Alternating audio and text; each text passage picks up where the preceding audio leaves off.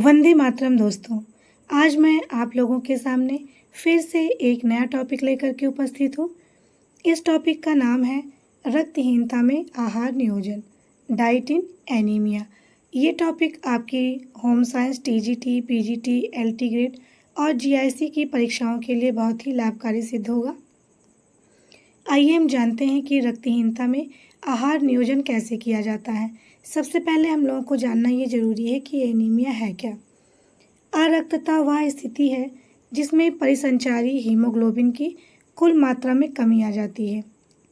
जैव रसायन में से हीमोग्लोबिन का निचला स्तर लाल रक्त कोशिकाओं की संख्या में कमी या हीमेटोक्रिट के रूप में परिभाषित कर सकते हैं। कुल मिलाकर के रक्त में हीमोग्लोबिन की यदि सामान्य से बहुत ज़्यादा कम मात्रा है तो वो स्थिति आरक्तता या फिर एनीमिया की कहलाती है।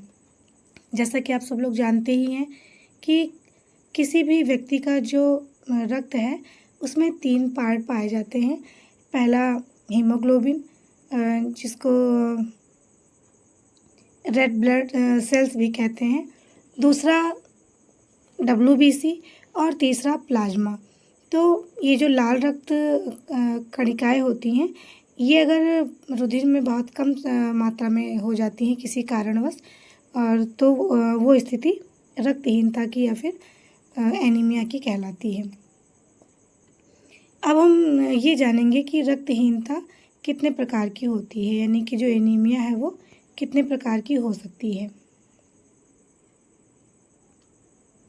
सबसे पहला प्रकार है डायस्मोएटिक एनीमिया। इसमें रक्त का ही अपर्याप्त निर्माण होता है। ये स्थिति शरीर में तब आती है जब शरीर में लौह लवण, विटामिन B12, प्रोटीन और विटामिन C आदि की कमी हो जाती है, जिसके कारण हीमोग्लोबिन कम बनने लगता है।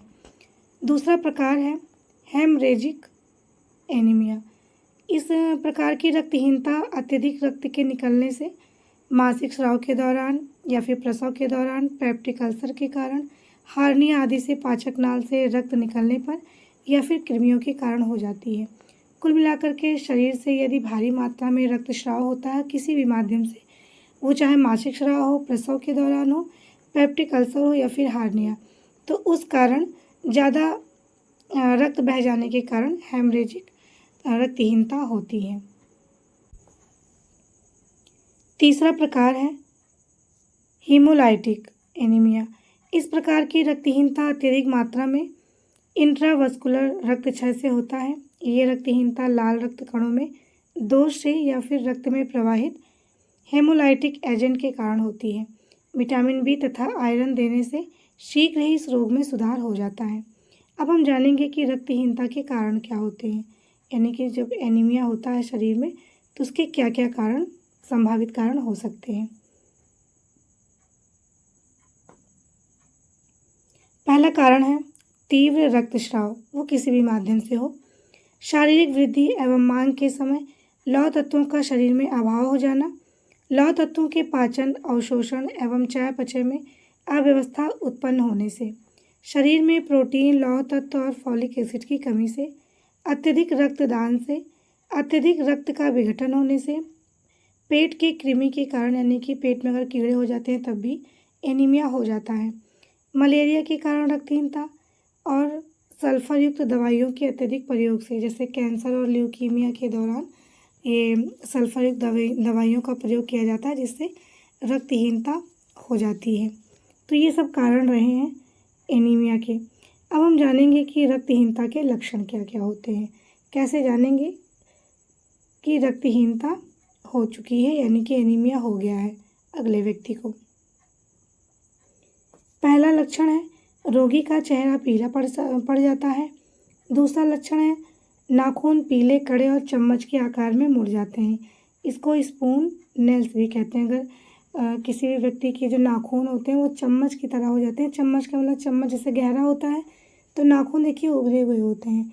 तो अगर ये नाखून का उभार खत्म होकर के गहरे हो जाते हैं तो जान लीजिए कि ये गंभीर एनीमिया है। अगला लक्षण है त्वचा का रंग फीका हो जाता है, कमजोरी हो जाती है, सिर में असहनीय दर्द होने लगता है, भूख में कमी हो जाती है।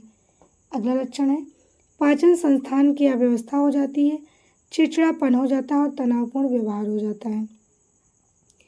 और उसके अलावा हृदय की तीव्र धड़कन, वातावरण के प्रति अरुचि, मांसपेशियों में ऐंठन और पीड़ादायक संकुचन, ये सारे ही लक्षण रक्तहीनता के होते हैं। अब आगे देखिए, रक्तहीनता के उपचार क्या क्या हैं, किस तरीके से एनीमिया को दूर किया जा सकता है। पहला उपचार है, थोड़ा सा इसके बारे में जानेंगे। रक्तहीनता के उपचार हेतु सबसे पहले कारण का पता लगाकर उसे दूर करना चाहिए और कारण पता लग जाने के बाद शरीर में रक्त निर्माण के लिए पर्याप्त भोजन का प्रबंध करना चाहिए और निम्न प्रकार से उपचार करना चाहिए। पहला उपचार है, आहार में उच्च जैविक मूल्यों की प्रोटीन का सेवन करना चाहिए, जैसे दूध, पनीर, अंडा, मांस, मछली, यकृत आदि। ये सब उच्च जैविक मूल्यों की प्रोटीन प्रदान करते हैं। उच्च जैविक मूल्य का मतलब ये होता है कि जितनी प्रोटीन ग्रहण की जाती है वो उतनी बहुत ही कम मात्रा में छोड़ करके बाकी सभी अवशोषित हो जाती है, तो इसको ही उच्च जैविक मूल्य कहते हैं। और एक चीज़ ये भी है कि सभी आवश्यक जो अमीनो अम्ल हैं वो इन उच्च जैविक मूल्य वाले खाद्य पदार्थों से प्राप्त हो जाती है, इसीलिए आहार में उच्च जैविक मूल्यों की प्रोटीन का सेवन करना चाहिए, क्यों इससे रक्त निर्माण में भी सहायता प्राप्त होती है। अगला है, हरी पत्तेदार सब्जियां व गहरे रंग के फल का सेवन करना चाहिए, जैसे पालक, चुकंदर, अनार, तरबूज आदि। इससे हीमोग्लोबिन की संख्या बढ़ती है और एनीमिया की समस्या दूर होने में सहायता मिलती है। संपूर्ण अनाज, दाल, गुड़, तिल, मूंगफली आदि का सेवन करना चाहिए। विटामिन सी युक्त भोज्य पदार्थों को शामिल करना चाहिए, जैसे सभी खट्टे फल, संतरा, मौसमी, टमाटर, अंगूर, किशमिश, आंवला आदि। ये सारी चीज़ें एनीमिया को दूर करने के लिए ग्रहण करना चाहिए। अब हम जानेंगे कि रक्ताल्पता के प्रकार कितने होते हैं, यानी किन किन चीज़ों की कमी से कौन कौन से प्रकार की रक्ताल्पता हो सकती है।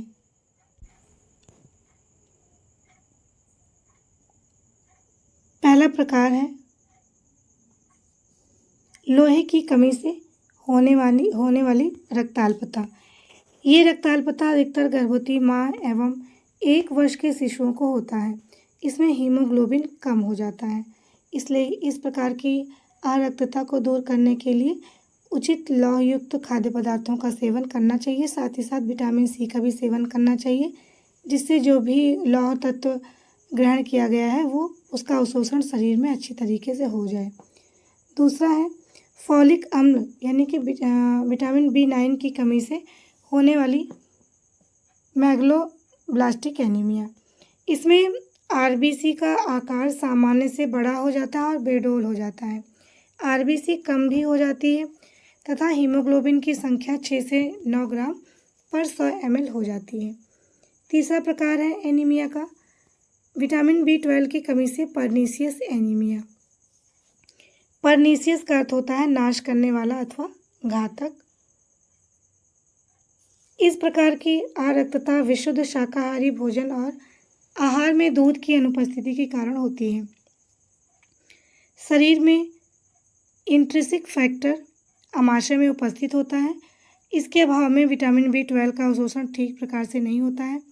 आरबीसी का आकार बड़ा हो जाता है इससे हाथों और पैरों में झंझनाहट और संवेदन शून्यता आ जाती है। इसलिए पर्याप्त मात्रा में विटामिन B12 का प्रयोग करना चाहिए ताकि परनीशियस एनीमिया से बचा जा सके। अगला देखिए, सिकल सेल अरक्तता। यह एक आनुवांशिक रोग होता है। इसमें ऑक्सीजन की कमी हो जाती है, जिसके कारण रोगी के अधिकांश आरबीसी हीमोग्लोबिन की विशेष आणविक संरचना के कारण हंसियाकार तथा निरर्थक हो जाते हैं। इससे रोगी की मृत्यु हो जाती है। अगला रक्तहीनता का प्रकार है थैलेसेमिया।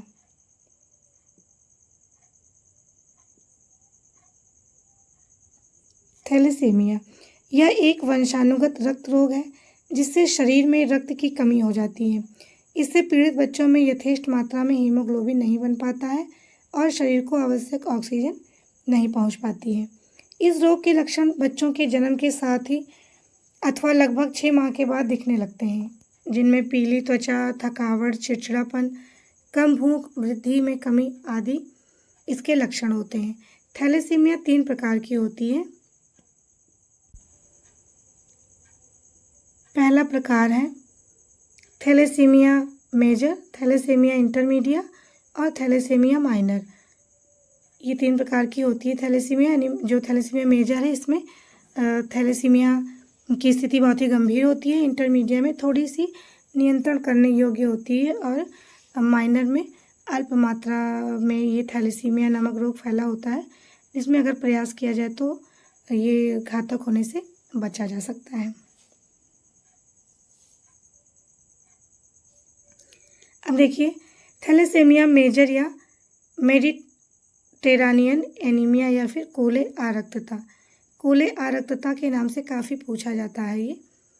अभी देखिए क्या है ये रक्ताल्पता एक हीमोलाइटिक रक्ताल्पता है जो आनुवांशिकता से संबंधित है।